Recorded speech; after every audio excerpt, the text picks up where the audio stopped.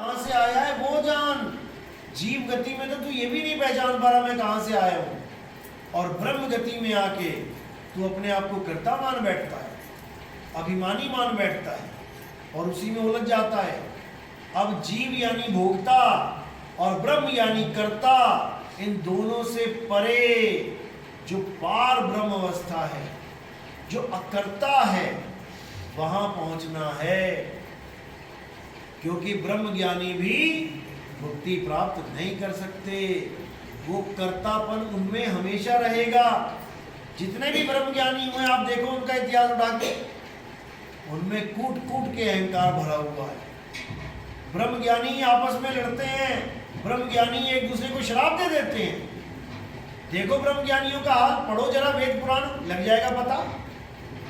तो कबीर साहब समझा रहे हैं कि ब्रह्म बड़ा की जहां से आया और वेद बड़ा की जिन निर्माया। अरे वेदों की महिमा गा रहे हो, सोचो जिसने वेद बना डाले वो क्या चीज है। वेद बड़ा की जिन निर्माया, ई मन बड़ा की जय मन माना। ये जो भटक रहा है मन, लोग कहते हैं अरे इस मन को कोई कंट्रोल नहीं कर सकता, हार मान लेते हैं, कहते हैं ये मन बड़ा भटकने वाला, या ई मन बड़ा या जही मन माना, या जो मन मान के शांत होके बैठ गया है, जो स्थिर हो गया है वो बड़ा। ई मन बड़ा कि जही मन माना, राम बड़ा कि राम ही जाना।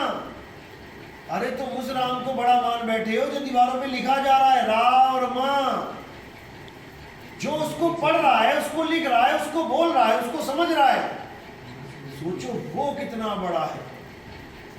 लेकिन ये बात कोई समझ नहीं पाता और झगड़ा करने लग जाते। दिक्कत ये है। तो साहिब समझा रहे हैं कि जिस राम को तुम राम बना बैठे हो, जिस राम को तुम राम मान बैठे हो, वो राम नहीं है, वो तो एक कपड़े हैं, काया है।